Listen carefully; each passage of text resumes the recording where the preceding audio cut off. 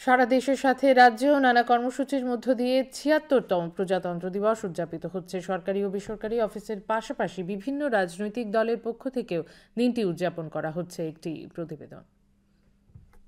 ৭৬তম প্রজাতন্ত্র দিবস উদযাপন উপলক্ষে আজ সকালে বিদ্যুৎ মন্ত্রী রতনলাল নাথ প্রথমে আগরতলার গান্ধীঘাট গিয়ে গান্ধী বেদিতে পুষ্পার্ঘ্য অর্পণ করে শ্রদ্ধা নিবেদন করেন।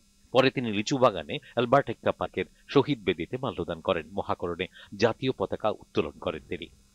মুখ্যমন্ত্রী ডাক্তার মানিক সাহা তার সরকারি বাসভবনে প্রজাতন্ত্র দিবস উপলক্ষে জাতীয় পতাকা উন্মোচন করেন ও দিনটির তাৎপর্য তুলে ধরেন। ৭৬তম প্রজাতন্ত্র দিবস।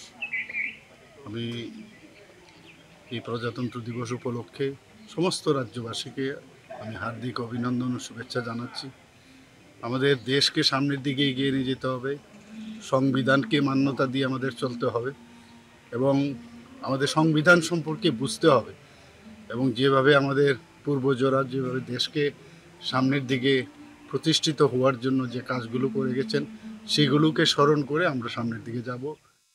আগরতলা পুর নিগমে জাতীয় পতাকা উত্তোলন করেন মেয়র দীপক মজুমদার। বিজেপির রাজ্য দপ্তরে জাতীয় পতাকা উত্তোলন করেন দলের রাজ্য সভাপতি তথা রাজ্যসভার সাংসদ রাজীব ভট্টাচার্য। সিপিআইএম রাজ্য কার্যালয়ে জাতীয় পতাকা উত্তোলন করেন দলের রাজ্য সম্পাদক জিতেন্দ্র চৌধুরী। দলের প্রাক্তন মন্ত্রী রতন ভৌমিক সহ অন্যরাও সেখানে উপস্থিত ছিলেন। ত্রিপুরা প্রদেশ কংগ্রেসের উদ্যোগে ৭৬তম প্রজাতন্ত্র দিবস নানা কর্মসূচির মধ্য দিয়ে পালিত হচ্ছে। সকালে কংগ্রেস ভবনের সামনে জাতীয় পতাকা উত্তোলন করা হয়। দলের সভাপতি আশিস কুমার সাহা সহ অন্যরা উপস্থিত ছিলেন।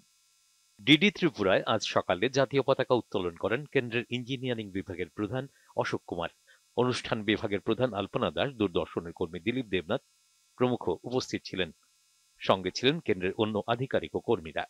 সব মিলিয়ে সারা রাজ্যে নানা কর্মসূচির মধ্য দিয়ে পালিত হচ্ছে ৭৬তম প্রজাতন্ত্র দিবস। দূরদর্শন সংবাদ, ত্রিপুরা।